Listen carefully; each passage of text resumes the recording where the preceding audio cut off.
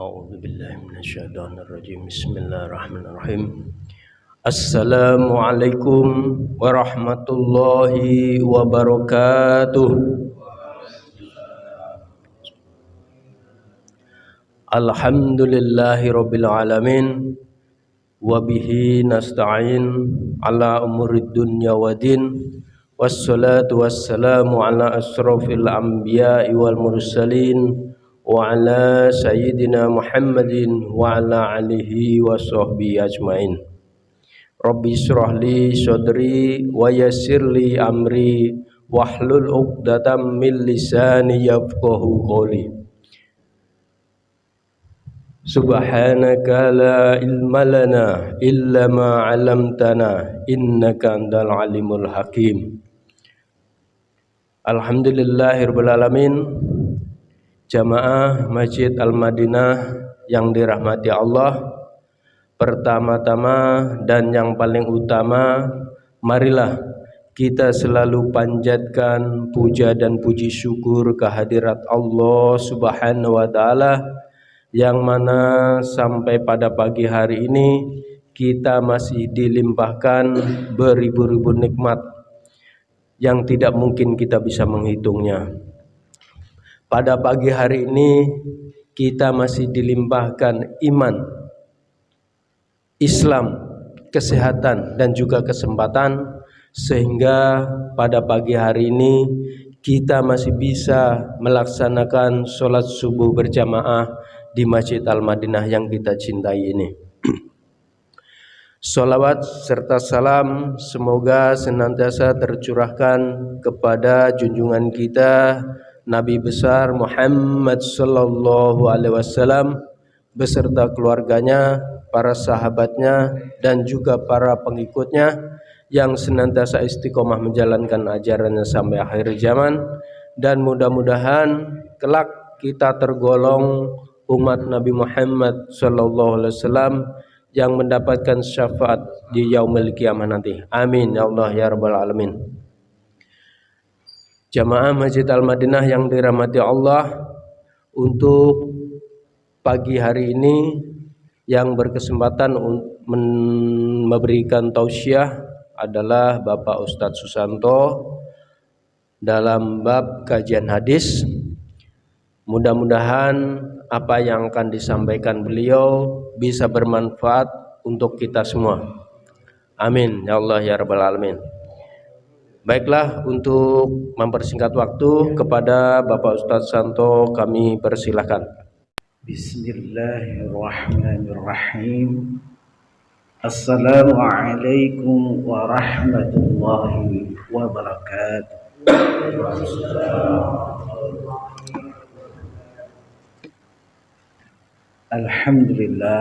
Alhamdulillahi rabbil alamin. وبه نستعين على أمور الدنيا والدين. أشهد أن لا إله إلا الله وحده لا شريك له وأشهد أن محمدا عبده ورسوله لا نبي بعده. أما بعد، فقال الله تعالى في كتابه الكريم: أعوذ بالله من الشيطان الرجيم.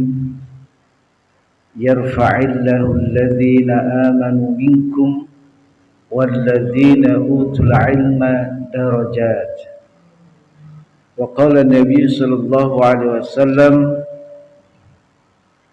أمرت أن أقاتل الناس حتى يشهدوا أن لا إله إلا الله وأن محمد رسول الله ويقيم الصلاة ويؤتي الزكاة فإذا فعلوا ذلك عصموا مني دماءهم وأموالهم إلا بحق الإسلام وحسابهم على الله تعالى.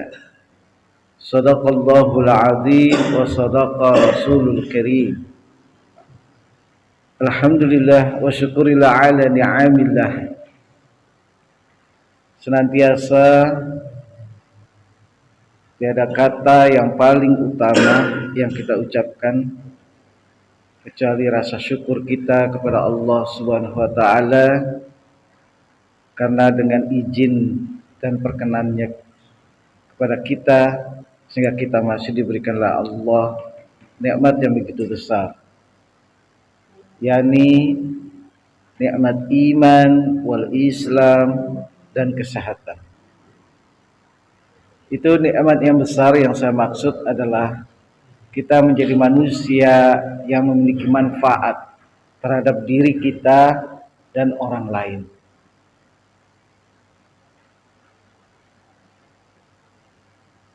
Dan juga kita tak bosan-bosannya menyampaikan salawat dan salam. Semoga salawat dan salam itu tercurah kepada Nabi Muhammad sallallahu alaihi wasallam, bagi keluarga, para sahabatnya, dan tentunya kita sebagai umatnya. Para jamaah Masjid Al-Madinah yang saya hormati dan saya banggakan, alhamdulillah untuk sekian kali kita masih diberikan kesempatan oleh Allah untuk berbincang-bincang soal sabdanya, soal hadis. Hadis ini menempati peringkat nomor 2 setelah Al-Quran. Jadi yang dijadikan sebagai sumber hukum dari pelaksanaan ibadah umat Islam atau umat Rasulullah itu adalah Al-Quran dan As-Sunnah. Ya. Sebenarnya dalam hadis dikatakan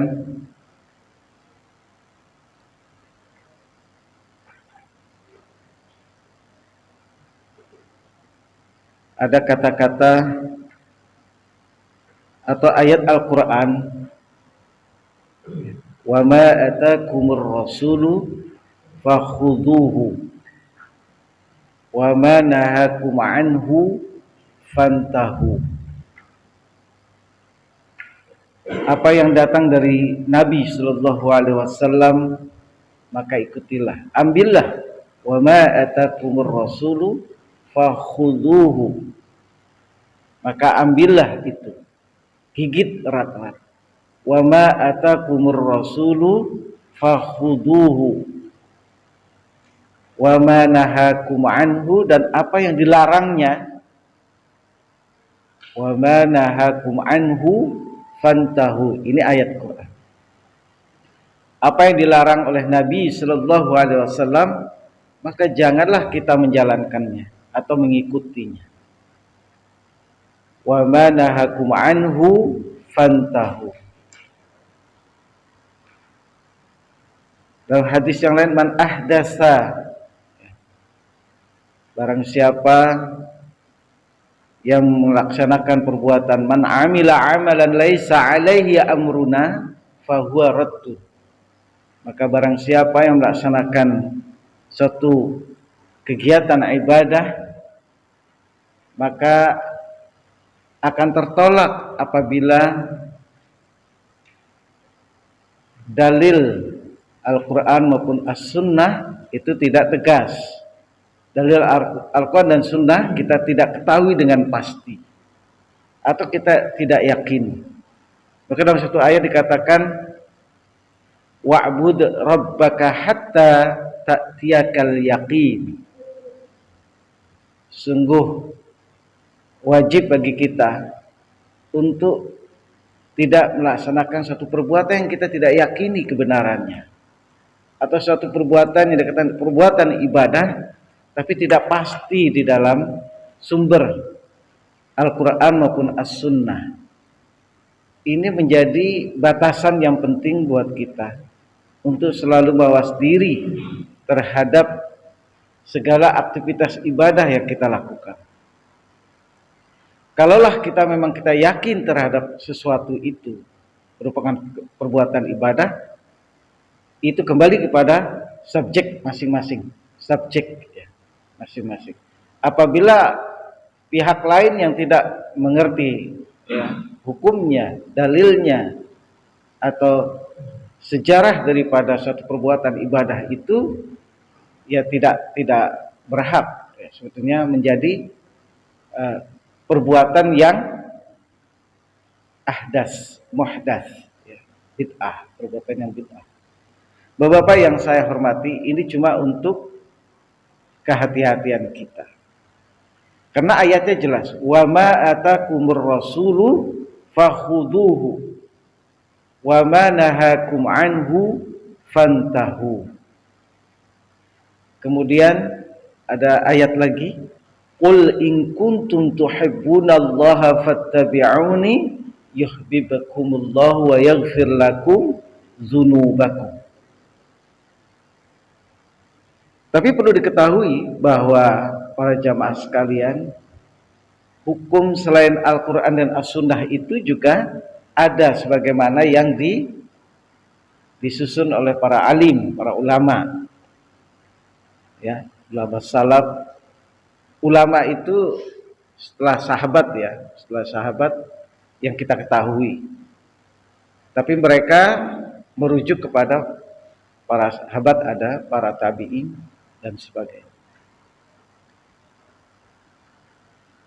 Artinya yang berkaitan dengan masalah ibadah, secara pribadi kita mengetahui pasti dalilnya.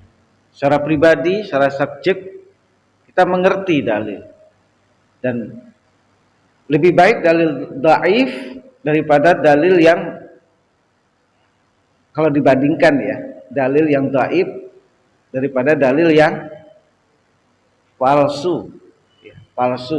Hadis yang dibuat-buat, maka hadisnya itu keras betul ya. Barang siapa yang mencatut nama Nabi bahwa sesuatu itu adalah hadis, maka siap-siap saja cari tempat duduknya di neraka. Jadi hadis ini memang perlu kita agak serius belajarnya. Dan kita ambil dari para alim yang mu'tabar. Bapak-bapak yang saya hormati, tadi beberapa dalil yang saya sampaikan itu sebagai acuan kita di dalam beribadah kepada Allah.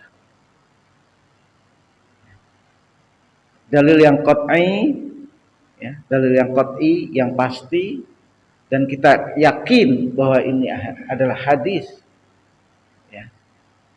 Kalau tidak ada hadis yang sahih, hanya ditemukan hadis yang dhaif, maka itu lebih baik daripada hadis yang palsu. Ya, palsu itu kan diada-adakan, dibuat-buat hadisnya ya. Barang siapa yang mencatut nama Nabi dan mengatakan sesuatu itu hadis padahal bukan hadis, siap saja menempati duduknya di neraka. Baik Bapak-bapak yang saya hormati dan saya banggakan, para asatidz,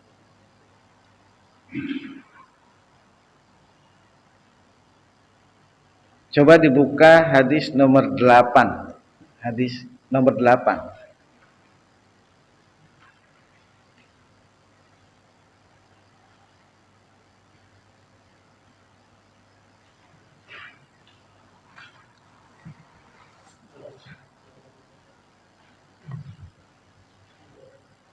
Hadis nomor 8. Umirtu an uqatilan nasa hatta yashhadu an la ilaha illallah wa anna muhammadar rasulullah.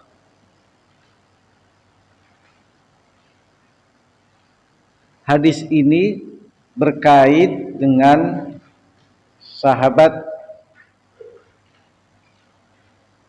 siapa yang dikirim ke negeri Yaman, ke negeri Syam.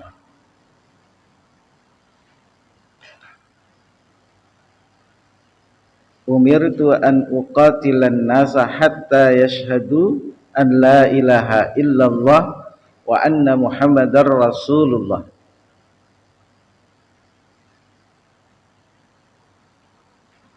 Agak lupa ya.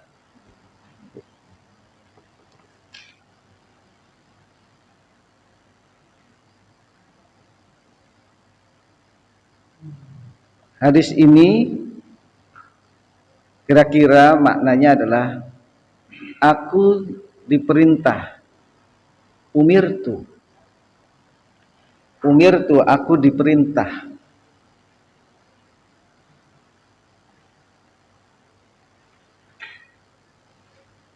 Asal katanya dari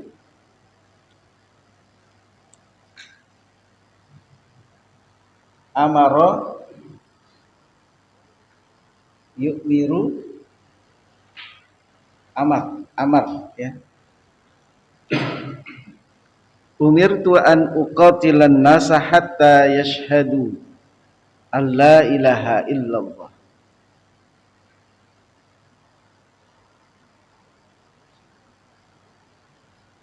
Hudzaifah ibn Yaman atau siapa? Saya agak lupa.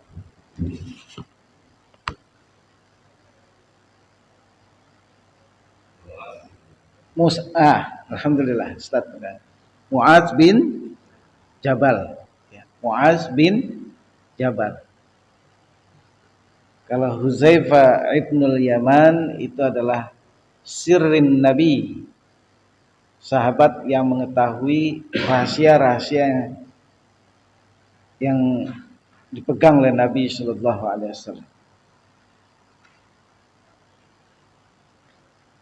Jika kamu hendak pergi ke negeri Yaman, apa yang engkau lakukan wahai Mu'adz bin Jabal?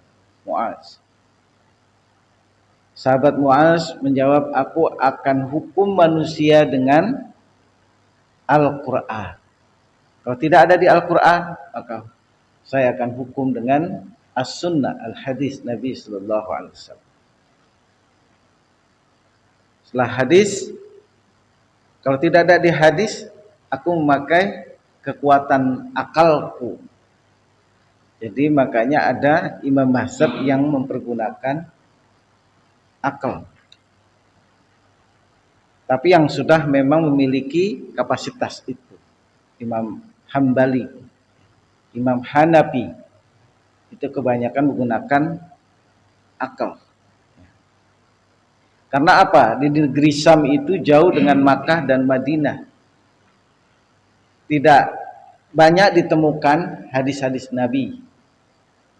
Tapi kalau Imam Syafi'i itu tinggal di negeri Hijaz. Hijaz itu adalah Makkah, Madinah. Dan itu banyak ditemukan hadis.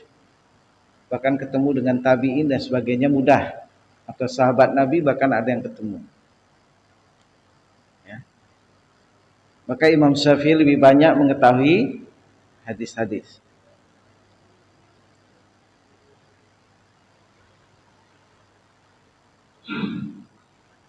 An uqatilan nasa hatta yashhadu. Aku diperintah an uqatilan nasa, memerangi. Kalau bahasa letterleknya itu membunuh. Nah, ini harus sabar ya. Mendengarkan hadis ini bukan berarti serta-merta ya, ada syarat-syarat. Umirtu an uqatilan nas, aku diperintah untuk memerangi manusia hatta yashhadu, sehingga mereka mengucapkan dua kalimat syahadat. Sebagaimana Mu'adz bin Jabal itu ada hadisnya di kitab Tauhid ya. Hatta yashhadu an la ilaha illallah, sehingga mereka berkata asyhadu an la ilaha illallah wa asyhadu anna Muhammadar Rasulullah. Nah, itu di negeri Syam ya. Kemudian setelah itu wa yuqimus salata, mengerjakan salat, wa yu'tuz zakata, dan mengerjakan membayar zakat. Fa idza fa'alu dzalika asamu minni, maka jika sudah dilakukan oleh mereka hal itu, maka asamu minni dima'ahum, terjaga, menjadi haram. Asamu minni dima'ahum. Dima'ahum itu apa? Darah. Wa amwalahum, harta. Illa bihaq, kecuali dengan hak, hakil Islam. Dan wahisabuhum 'ala Allah, maka yang standar bagi seorang muslim, dia dikatakan muslim sepanjang dia secara zahir, ya kita ketahui, wa yuqimus shalah wa yutuz zakah wa tahujjal bait in istata'a ilaihi sabila, mengerjakan haji, ya. Sebagaimana hadis bunyal Islamu ala khamsin, syahadatu an la ilaha illallah wa anna Muhammadar Rasulullah, wa tuqimas shalah, mengerjakan salat, wa tutiyaz zakah, wa tasuma Ramadan, wa tahujjal baita in istata'a ilaihi sabila. Itu hadis yang sampai kepada kita. Hadis al-arba'un atau al-arba'in ini disusun, ditadwin oleh siapa? Imam Nawawi rahimahullahu ta'ala, ulama Syafi'iyah, ya. Umirtu an uqatilan nasa hatta yashhadu an la ilaha illallah. Kalimat tauhid yang pertama. Tauhid ini fondamen dasar bagi kita umat Islam. Kalau tidak ada kalimat tauhid dan kita meyakini dan mengilmui kata-kata la ilaha illallah wa anna Muhammadar Rasulullah, sebagaimana dalam satu ayat dikatakan fa'lam annahu la ilaha illallah. Jadi berilmu untuk mengatakan, meyakini tentang la ilaha illallah. Artinya apa? La ilaha, tidak ada ilah, tidak ada Tuhan. Tuhan itu banyak yang mendefinisikan. Ilah itu bisa berupa fisik, bisa berupa non fisik. Kalau kita terpedaya oleh sesuatu dan mengikuti sesuatu yang haram, maka berarti kita sudah mengikuti ilah. Sesuatu yang dilarang oleh Allah dan Rasulnya kita ikuti dan kita taati. Kita terpedaya olehnya. Maka dari itu butuh ilmu di dalam memahami la ilaha illallah. Berzikir boleh, la ilaha illallah, la ilaha illallah, tapi penuh dengan pemahaman, ilmu, ya. Tidak hanya sekedar mengucapan saja, qaulan au fi'lan, ya, ucapan dan perbuatan. An la ilaha illallah, illa di sini dikatakan ada dalam istilah bahasa Arab itu apa? Illa apa? Pengecualian, ya. Adalah an-nafyu. An-nafyu meniadakan, menegasikan ilah-ilah yang lainnya selain Allah Subhanahu wa taala. La menegasikan, meniadakan sesembahan lain. Bisa fisik, bisa non fisik. Fisik itu patung-patung, ya, yang disengaja dibuat. Non fisik itu adalah jiwa kita yang terbelenggu, bisa saja jiwa kita terbelenggu oleh penguasa, kekuasaan. Kita tergantung kepada satu sosok tertentu. Gak boleh bergantung, itu hanya kepada Allah. Wa yuqimus salata wa yu'tuz zakah fa idza fa'alu dzalika 'asamu minni. Yang membuat nilai sesuatu ibadah tatkala kita lakukan setelah kita memahami la ilaha illallah. Jadi kalau kita tidak bertauhid, maka ibadah yang kita lakukan tidak bernilai sekalipun. Ya, itu zahirnya kita. Kalau batinnya adalah fahisabuhum 'ala Allah. Fahisabuhum 'ala Allah. Darah hartanya itu menjadi haram kita ganggu. Tidak boleh kita ambil. Kita ganggu tidak boleh. Jadi haram. Jadi ada hukum haram dan halal terhadap darah dima'ahum wa amwalahum, ya, illa bihaqqil Islam. Ya. Baik, ya.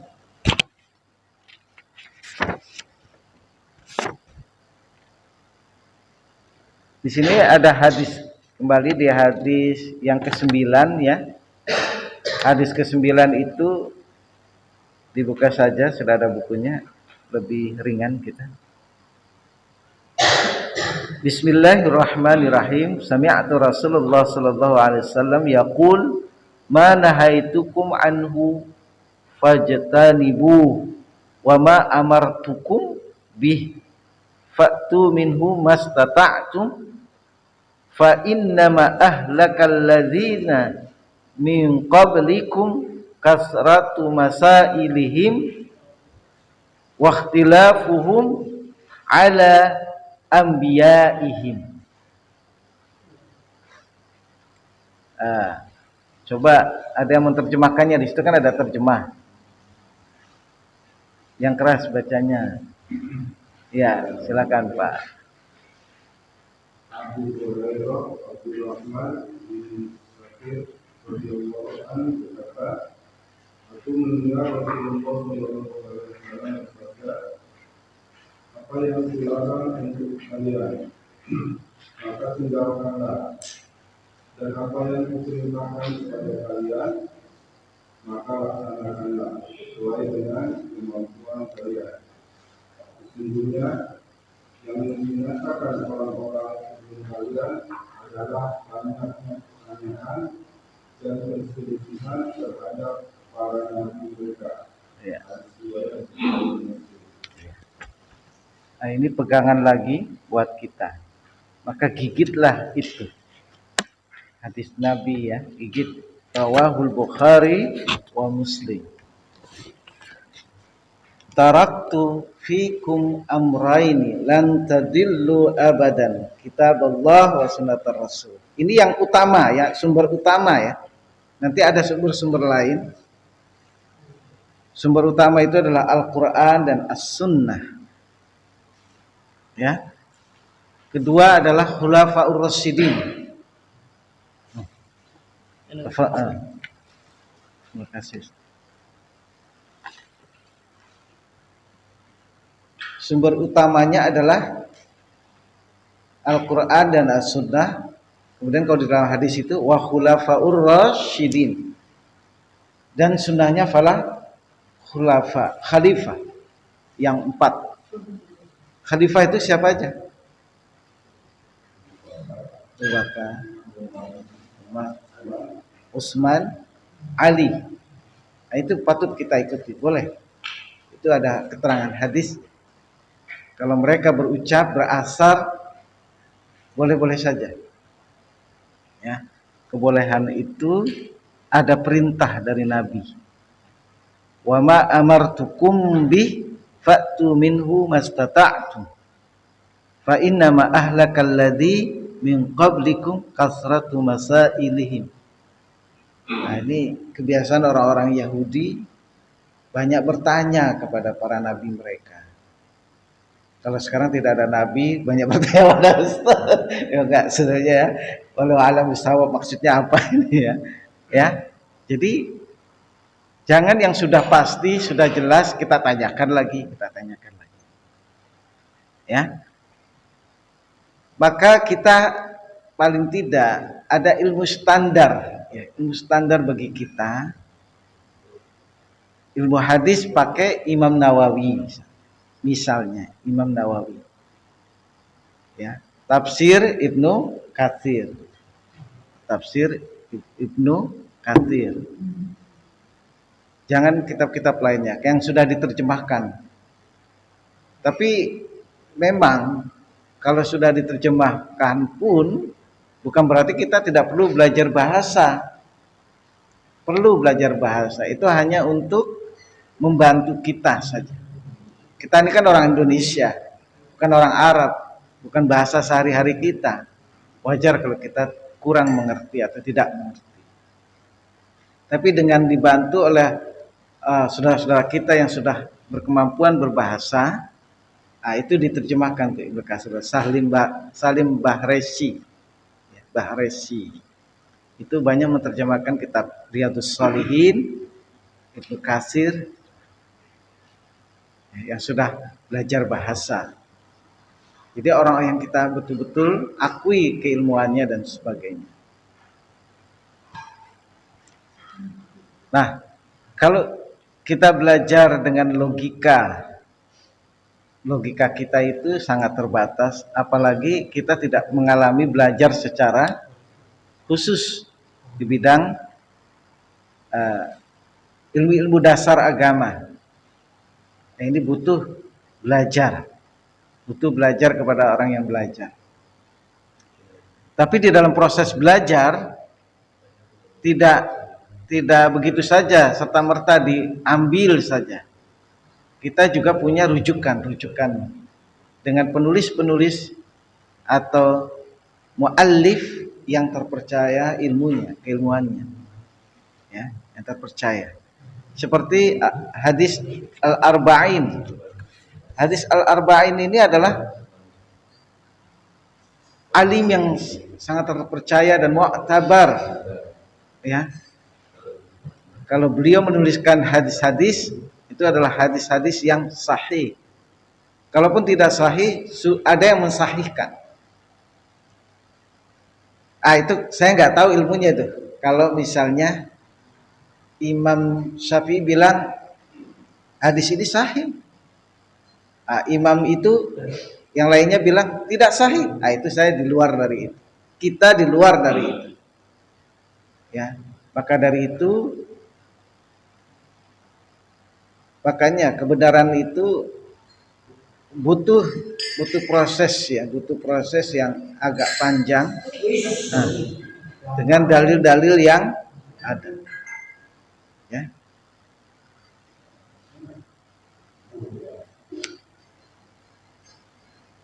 Ini sekedar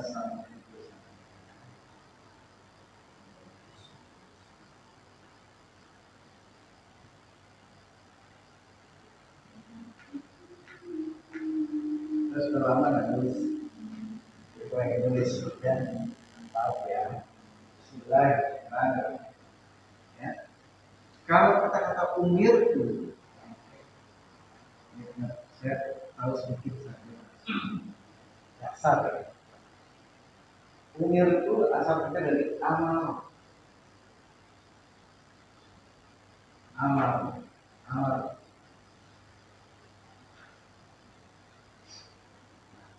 Umir itu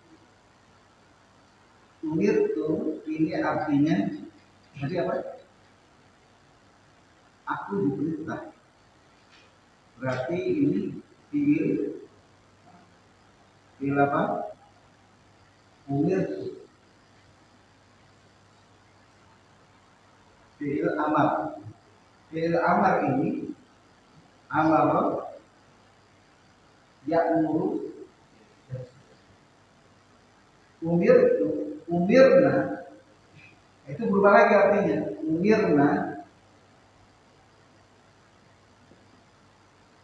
diperintah. Umirtum, kalian diperintah.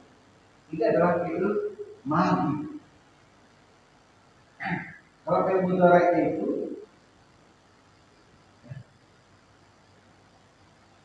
umirtum, asalnya dari amar ya, amar. Itulah. Umirtu, umirna, umirtum, kalian tukmaru, yukmaru.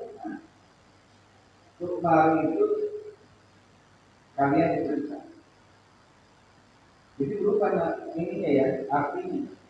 Jadi kalau salah baca, makanya wajar dalam bahasa Arab itu berubah maknanya. Misalnya yang pendek menjadi panjang, yang panjang dipendekin. Itu berubah itu, Pak. Jadi kalau bahasa Arab itu ada panjang 2 harakat, ada yang lebih, ada yang nggak panjang. Itu membedakan makna. Nah, ini mudhari ini.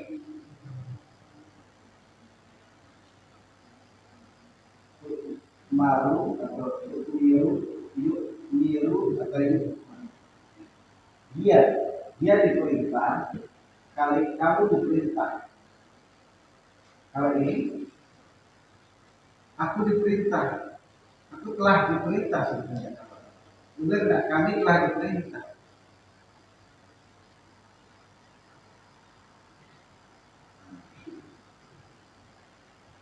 Hukum Islam atau sumber daripada Islam itu yang kita kenal, sumber jurisprudensi Islam yang saya ketahui itu pertama adalah Al-Quran, As-Sunnah, As-Sunnah, kemudian Khulafaur Rasyidin, itu ada isinya jelas ya. Khulafaur Rasyidin, Khulafaur Rasyidin,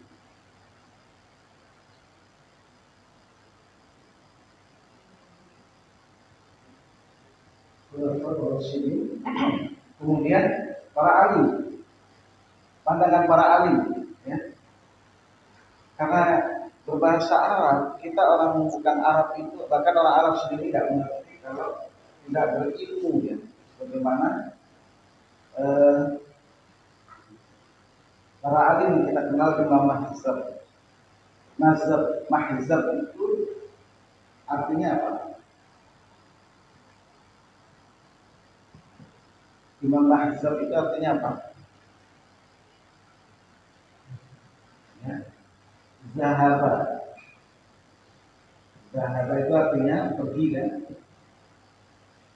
Zahaba itu artinya pergi. Jadi kalau kita menghadapi sesuatu masalah, pergi ke tempat lain.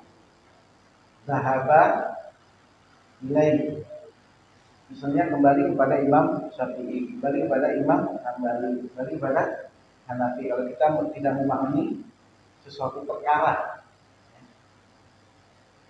dan banyak sebetulnya imam mulai Ibnu Taimiyah dan sebagainya. Tapi yang masyhur dalam keilmuan kita adalah Imam Mazhab itu apa? Imam Malik, Imam Hanafi, Hambali. Ya. Dengan para ikutnya dengan ilmu, ya, bukan ikut-ikutan, tapi ikutnya itu dengan ilmu yang dibenarkan. Taklid tidak boleh. Taklid itu ikut-ikutan saja, nggak tahu dia. Ulama anu ikutan. Zahaba, yaitu artinya pergi kembali kepada satu mazhab, itu tempat kembali mazhab. Tempat kembali kita mendapatkan satu pencerahan. Baik ya.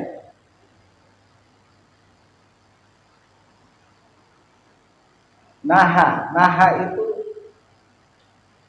itu artinya apa? Dilarang. Nahai di sini pakai bahasa fi'il madhi. Ma nahaitukum anhu fajtanibuhu. Wa ma amaru atau wa ma amartukum di sini. Amar itu fi'il perintah. Apa fi'il perintah itu? Fi'il perintah istilahnya apa? Wa ma amartukum. Fi'il amar, ya, sebutannya fi'il amar. Wa ma amartukum bih fa'tu minhu mastata'tum. Mastata'tum sekemampuan kita. Setiap kita ini secara subjektif berbeda-beda kemampuannya. Jadi secara subjektif pula kita tidak bisa memaksakan saudara kita yang lain untuk beribadah sebagaimana kita. Dipaksa. Ada tahapannya ya, tahapannya. Tapi memerintahkan kebaikan dan mencontoh perbuatan baik itu adalah diperintah oleh Nabi. Ya. Man dalla 'alal khair. Boleh. Saudara-saudara kita belum bisa melaksanakan, kita mencontohkan. Itu boleh, itu akan mendapatkan kebaikan. Mandala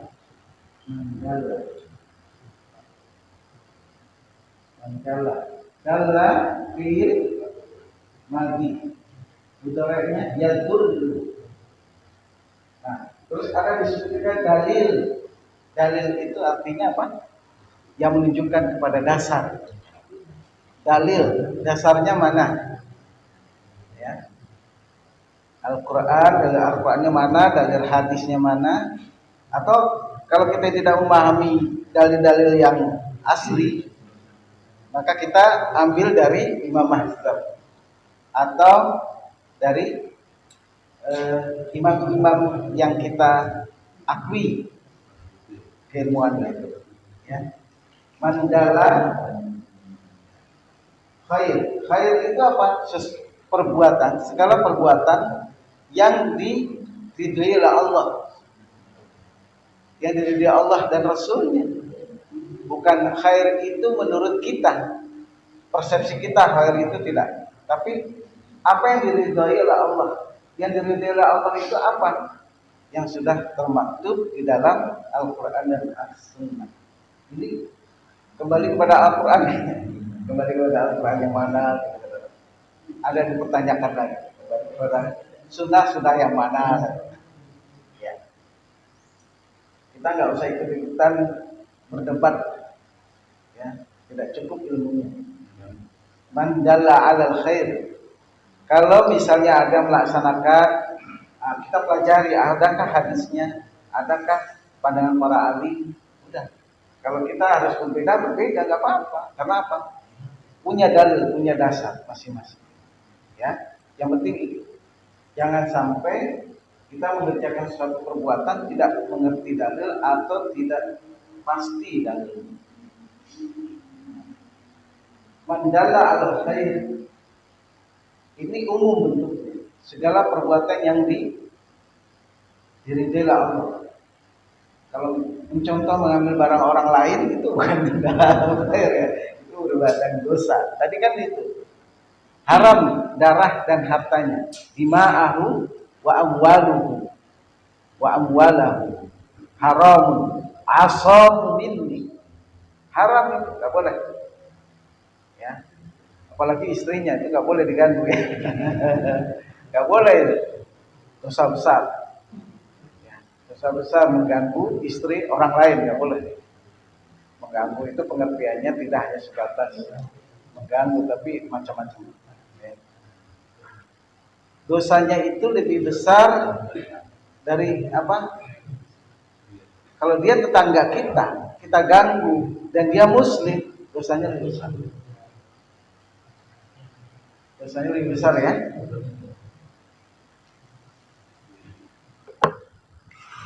Ini riwayatnya rawahul Bukhari wa Muslim. Kasratu itu banyak, kasratu masa ilihim, permasalahan-permasalahan, wahtilafuhum dan perselisihan ala anbiyaihim, para nabi. Tunggalnya apa? Anbiya itu jamak ya, tunggalnya nabiyun. Kalau jamak banyaknya anbiyaihim. Jadi bergantung kepada kata sandangnya. Kalau kata sandangnya hum, kalian, anbiyaihim. Kalau satu nabiyun, tunggal ya. Ini hadis ini ditandain ya, kalau sudah dibahas ditandain sehingga pengulangan cuma hanya sekedar mereview ingatan kita. Umirtu an uqatilan nasa hatta yashhadu an la ilaha illallah. Nanti ya, pemahaman tentang akidah ini detail-detailnya bisa disajikan oleh Ustaz Ali ya. Gitu. Wa yuqimus shalah, melaksanakan salat, wa itu zakat, ini adalah standar ya, standar. Jadi kalau kita melepaskan tiang-tiangnya ini, maka acak kadul, berantakan, kacau balau keislamannya itu. Enggak sholat tapi puasa, enggak puasa enggak sholat, puasa enggak zakat, itu enggak boleh. Jadi satu rangkaian yang tidak terputus. Ya, di sini wa anna Muhammadar Rasulullah wa yuqimus shalah. Ini wawu ataf, ini tidak bisa dipisahkan. Wa yuqimus shalah wa yutuz zakah fa idza fa'alu dzalika asamu minni. Asamu itu artinya haram. Asamu minni. Dima'ahum wa amwalahum illa bihaqqil Islam. Ma nahaitukum anhu fajtanibuhu wa ma amartukum bi fa'tu minhu mastata'tum. Di hadis yang ke-9. Coba diperhatikan hadis yang ke-9. Ma nahaitukum anhu fajtanibuhu wa ma amartukum bi fa'tu minhu mastata'tum. Fa innama ahlakal ladzina min qablikum kasratu masailihim. Jadi kalau banyak bertanya juga tidak bagus ya. Orang-orang Yahudi itu dahulu banyak bertanya kepada Nabi. Terlalu banyak bertanya, akhirnya tidak bisa melaksanakan ibadah. Perintah disuruh motong sapi, sapinya seperti apa, laki perempuan, warnanya apa, makin berat deh. Ya, makin berat. Warnanya kuning kemasan, susah nyarinya. Sapi warnanya kuning kemasan ya. Baik, tanya lagi. Aduh, capek deh. Kalau diperintah motong sapi, betina ya betina, udah nggak usah tanya-tanya lagi. Betinanya warnanya apa? Terus, iya itu kisahnya ada di dalam surah Al-Baqarah ya. Kisahnya itu. Terus yang sudah dipakai untuk bajak sawah apa enggak? Yang enggak ya. Yang enggak dipakai untuk bajak sawah, nanya lagi. Wah, macam-macam deh. Ya, itulah yang menyebabkan mereka menjadi sesat.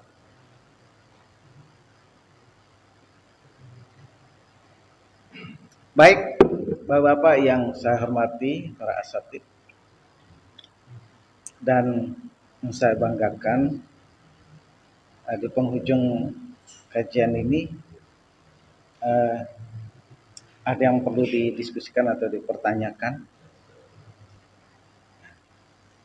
Ada kesempatan. Jadi kalau dikasih kesempatan bertanya kemudian tidak bertanya, kalau tidak paham juga bukan salah saya ya. Karena ada kesempatan bertanya, kesempatan berdiskusi. Nah, kalau para asatidz mah enggak usah. Ya Bapak yang lainnya. Ya bertanya. Ini hadis 40 ini kalau kita hafal, waduh jago. udah termasuk jago, saya juga ikut deh ya. Oh, udah hafal ya apa sanad-sanad ya. Ini setengah dari agama ini kita udah ketahui kalau urusan hadis arba'in Nawawi. Ntar belum lagi kitab Riyadhus Shalihin lebih tebal lagi. Riyadhus Shalihin. Taman orang-orang yang teman-teman surga ya, orang-orang soleh. Riyadhus Shalihin. Iya. Oh, oh iya. Ya. Iya betul, betul Pak. Jadi ada yang bertanya, so taman-taman surga yang dimaksud itu kalau di dunia contohnya apa? Ya orang yang menuntut ilmu, yang iktikaf di masjid. Ya, ini malaikat turun ini. Kalau hati kita bersih, menuntut ilmu, itu jihad. Kita ini jihad, sedang berjihad ini, menuntut ilmu. Karena nggak setiap orang mampu sabar, mampu mendengarkan ya, ya itu ujian. Saya mengalami itu. Jadi kalau berilmu itu kita belajar, ujiannya ngantuk, malas dengerin atau gimana gitu. Itu kan ada adab-adabnya menuntut ilmunya. Makanya kalau orang yang bersabar dalam menuntut ilmu itu jihad.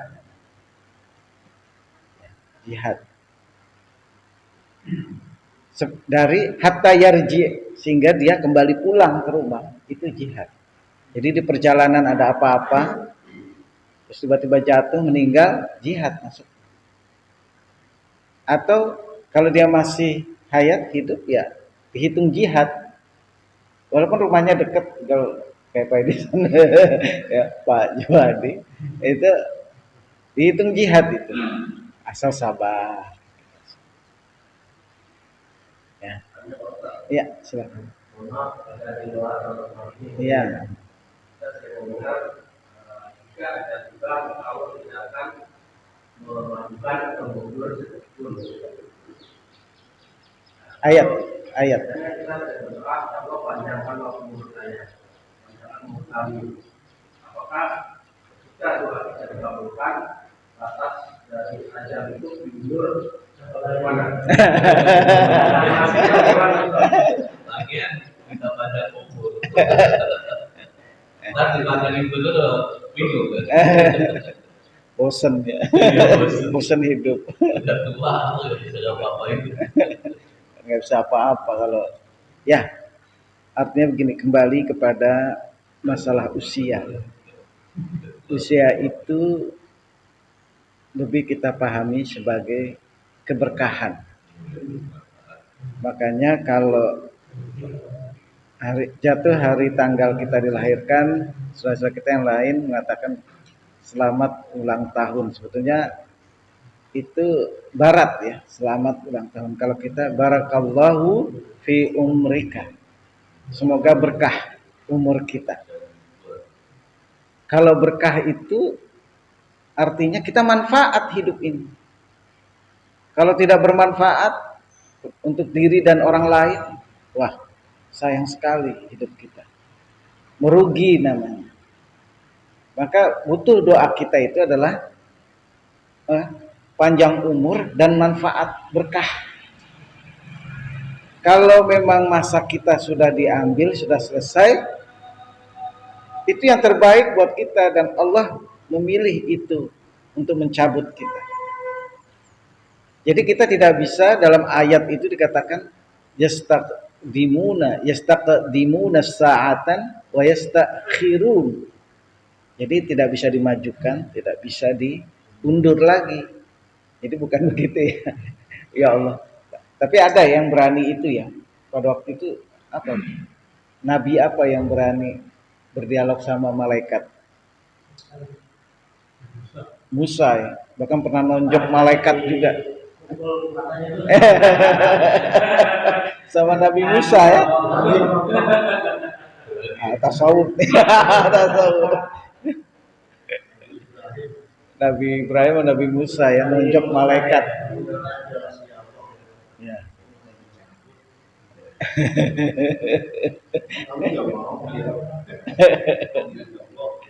Iya. Oh, kalau berdoa untuk panjang umur dalam keberkahan, manfaat boleh. Ya. Panjang umur, manfaat, berkah. Berkah, manfaat itu boleh panjang umur. Tapi kalau misalnya sudah datang malaikat pencabut nyawa itu, ya kita udah pasrah aja. Ya, sudah waktunya kita istirahat.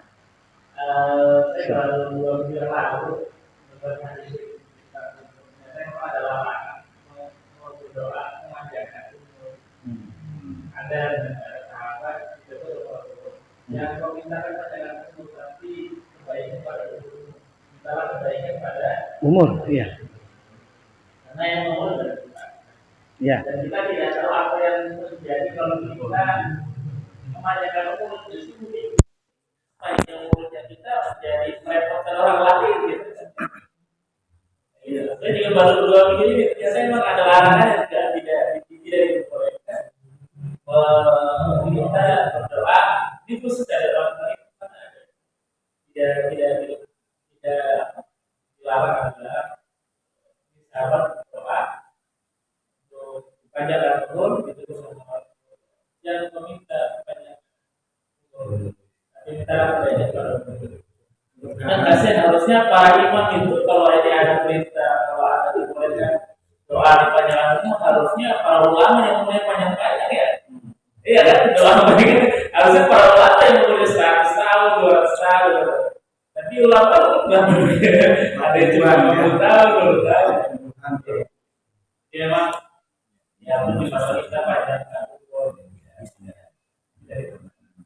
Tapi Muhammad kan tidak panjang umur. Namanya juga begitu ya.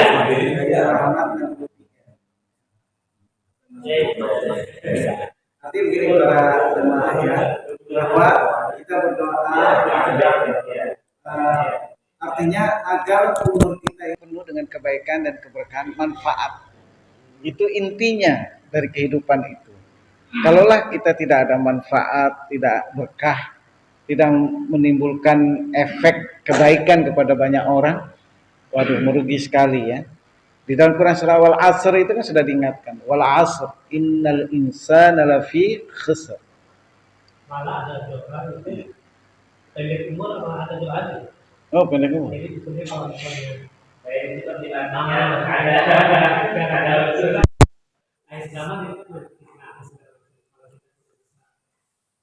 pasal 3 itu justru bisa kita minta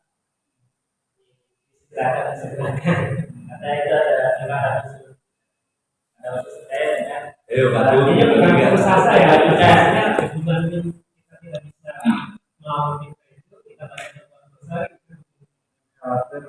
khawatir menambah dosa tapi itu ada tambahannya itu kaitannya pada hadisnya kayak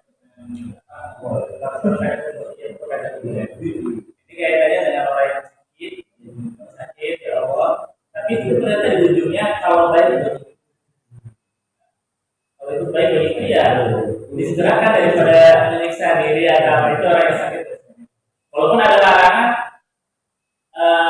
disegerakan aja ada disegerakan atau juga ada berita ketika juga sakit tapi di ujungnya kalau itu baik-baik saja disegerakan sakit nih atau segala macam menyiksa kuat tertahan itu ya boleh. Tentunya waktu kita yang sering dibaca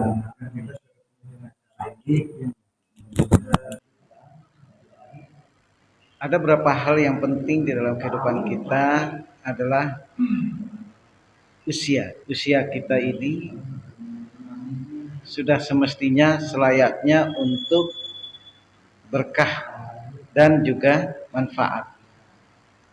Kalaulah bahwa kehidupan yang panjang ini, panjang menurut kita ya logika, panjang itu lebih baik dan bisa memberikan manfaat, ya sesungguhnya engkau maha mengetahui.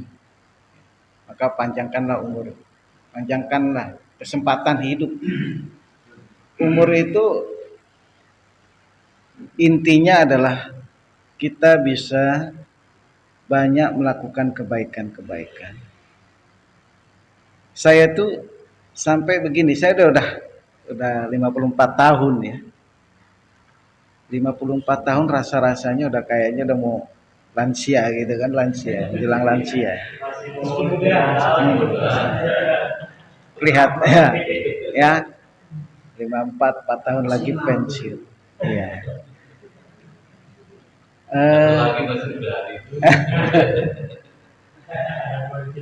Jangan keramat itu.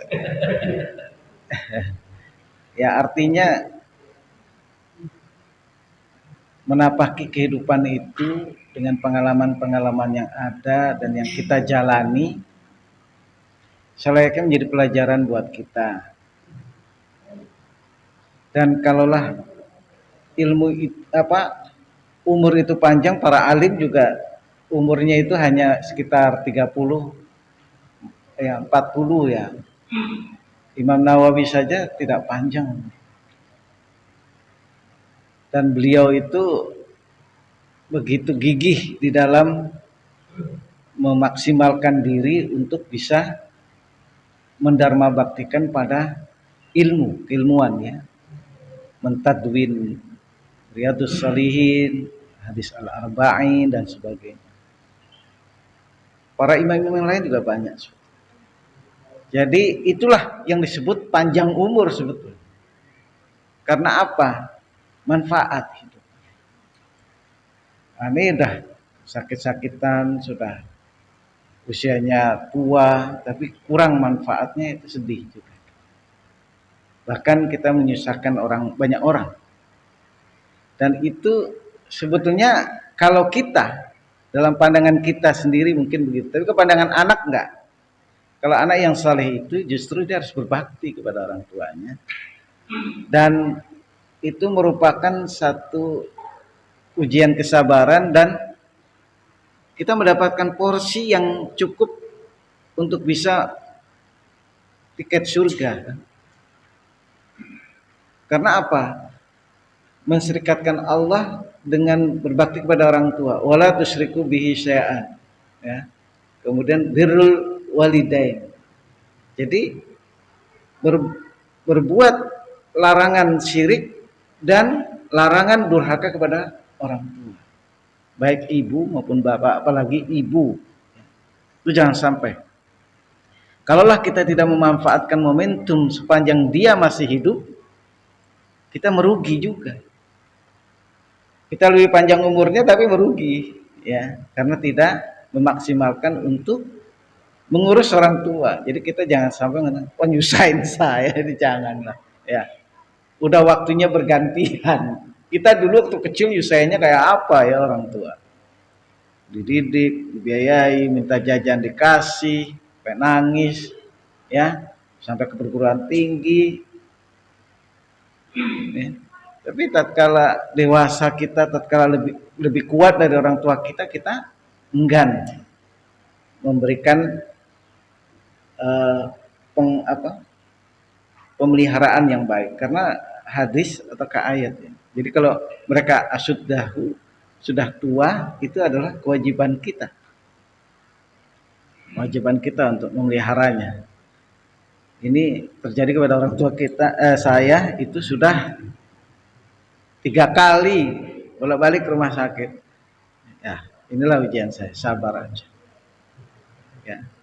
Citama itu bolak-balik.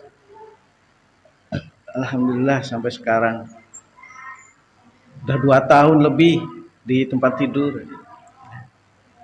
Paling duduk kalau cucu-cucunya atau anak-anak yang datang ya duduk aja di kursi roda. Yang waktu itu saya ada.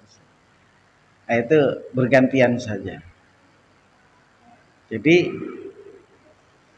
mungkin kalau yang nggak sabar, kenapa nggak? Ya bahaya itu doanya ya, nggak bagus ya. Mau diberi kesempatan atau tidak, panjang umur itu kembalikan kepada Allah dan jadikan sebagai perbuatan baik kita. Baik Bapak-bapak, kita sudah lewat ya itu, sudah lewat. Jadi terkait dengan Pak Jumadi pertanyaan itu, hendaklah kita memahami bahwa usia itu adalah satu kesempatan, satu energi yang diberikan oleh Allah kepada kita untuk kita bisa lebih manfaat memaksimalkan kesempatan ini, ya. Misalnya saja ini taman-taman surga ini nih mencari ilmu. Makanya saya nggak bosan-bosannya mengutip ayat yarfa'illahu alladzina amanu minkum walladzina utul ilma darajat. Allah akan angkat orang-orang yang beriman dan berilmu hingga beberapa derajat. Jadi derajat tertinggi itu adalah pencapaian ilmu, pengetahuan, ilmu aqaid, akidah, ya aqaid, akidah, jamaknya aqaid. Dan kemudian kalaulah kita diuji sakit, jadikanlah sakit itu manfaat. Cara manfaat itu diuji sakit apa? Ya? Iya, bersabar kan? Bersabar, berdoa. Menikmati betul, sakit itu dinikmati. Sakit dinikmati ya. Artinya kita belajar dari sakit. Ya. Itu kira-kira. Jadi rahasia-rahasia kehidupan itu kita bisa menyelami dengan kita baca Al-Quran. Ini menjelang Ramadan. Ramadan jangan berlalu begitu saja. Ramadan adalah tamu yang luar biasa yang hadir kepada kita dan keberkahan dari Allah. Kalau tidak ada Ramadan, wah dosa kita ada nggak? Khawatir ya, kita meninggal dengan membawa dosa yang banyak. Tapi dengan Ramadan ke Ramadan, Jumat ke Jumat dan sebagainya itu mengurangi dosa. Kemudian juga sakit yang sabar dan tetap kita yakin pada Allah. Ya harus sabar dan kita apa ya, nerimo gitu, jangan marah-marah. Kenapa sih Allah nggak adil sama saya? Saya diberi sakit dan sebagainya. Nggak usah gitu.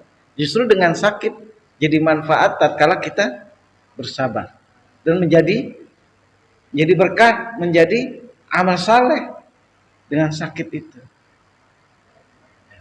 Nah itu kalau kita memahami kehidupan. Itu kira-kira ya. Dari saya cukup sekian, mudah-mudahan bermanfaat. Kalau ada kesalahan saya minta maaf yang sebesar-besarnya. Dan menjelang Ramadan ini saya minta maaf yang sebesar-besarnya jika ada kesalahan, kata, perbuatan dan contoh yang kurang baik. Saya manusia biasa, banyak kekurangan dan saya juga, kita sama-sama belajar, sharing saja dan saling nasihat-menasihati dalam kebenaran dan kesabaran. Itu ya, kebenaran dan kesabaran. Semoga kita termasuk orang-orang yang masih diberikanlah Allah kesempatan untuk bisa memaksimalkan usia kita, memaksimalkan kesempatan yang diberikan oleh Allah ini. Apa yang hadir, apa yang didatangkan dari Allah untuk kita merupakan satu nikmat terbesar buat kita. Wala tamutunna illa wa antum muslimun. Ya, janganlah kita mati dalam keadaan tidak berislam. Islam harus kita gigit, kita pegang. Quran dan As-Sunnah kita gigit ya. Dengan geraham kita, jangan sampai lepas. Ya, jangan sampai kita mengikuti suatu perbuatan yang tidak ada dasar yang pasti dari Al-Quran maupun As-Sunnah. Dan hukum itu tadi Al-Quran, As-Sunnah, Khulafaur Rasyidin, para alim. Ya, tapi itu dengan pengetahuan subjektif kita masing-masing. Kalau tidak pasti, misalnya ada pandangan daripada alim, itu subjektif kita. Jadi kita tidak perlu memaksakan pihak lain untuk bisa mengikuti kita. Jadi yang lain ikut-ikutan. Itu jangan sampai terjadi. Ya. Artinya kita ngikuti sambil tahu, tanya pada yang bersangkutan. Jangan kita diem aja, ikutin aja. Enggak, jangan begitu. Kita ikut. Kalau beramal itu ngikut dengan ilmu, jangan taklid. Boleh ikut, boleh. Siapa nggak boleh? Tapi dengan ilmu, ya, dengan ilmu. Kalau isinya itu adalah hal-hal yang standar, baca Quran kan memang diperintah. Baca Quran diperintah. Baca terus zikir diperintah. Kumpul di masjid etikaf diperintah. Ya boleh lah, ya. Boleh-boleh saja asal isinya itu konten, isi. Memang format kadang-kadang kita agak kreatif gitu. Kalau format itu kadang-kadang ya kayak tahlilan kreatif tuh. Ya. Di Mekah Madinah nggak ada teachers. Ya. Itu improvisasi aja. Daripada ngumpul ngobrol ngarang ngidul nggak karuan, takziah diisi dengan zikir, tahlil, tahmid. Itu standar, boleh, ada dalilnya. Nah, cuman kita iya. Kalau itu nggak ahli saya dah. Pokoknya masih ada standar itunya, insya Allah nggak sesat kita. Masih dalam kerangkeng, masih dalam koridor Islam. Ya, baca Quran, baca Quran bersama. Walaupun formatnya nggak pernah, mungkin pada masa Rasulullah nggak ada ya. Format itu memang kadang-kadang kita agaknya perlu kreatif juga ya. Tapi nggak boleh kalau pihak lain tuh ada yang mengatakan jangan terlalu kreatif lah. Ya, itu kan bungkusnya, ya kontennya dulu kita yang penting. Kalau isinya udah melanggar, baru kita. Jadi dan kita yang tidak menyepakati itu tidak usah melarang orang, nggak boleh juga. Itu subjektivitas kita, keilmuan kita. Ya, itu kita memilih. Jadi mazhab itu memilih mana mazhab yang paling terbaik dan apa yang kita pahami itu saja, nggak usah kita berdebat. Ya. Berdebat itu kalau yang ahli ya, kalau nggak ahli ya repot, nggak bisa ketemu juga. Ya. Baik, saya mohon maaf sekali lagi menjelang Ramadan ini. Jadikanlah Ramadan semaksimal mungkin untuk kita lakukan dan bacalah mulai ilmu yang terkait dengan saum atau siam. Kata siam itulah yang lebih tepat. Kan di ayatnya ya ayyuhalladzina amanu kutiba alaikumus siyam. Bukan saum. Saum itu ya derivatnya. Pasnya itu siam. Baik, kita baca istighfar 3 kali. Astaghfirullahaladzim. Astaghfirullahaladzim. Astaghfirullahaladzim. Doa kafarat penutup majelis. Subhanakallahumma wa bihamdika asyhadu an la ilaha illa anta astaghfiruka wa atubu ilaik. Wabillahi taufiq wal hidayah. Wassalamualaikum warahmatullahi wabarakatuh.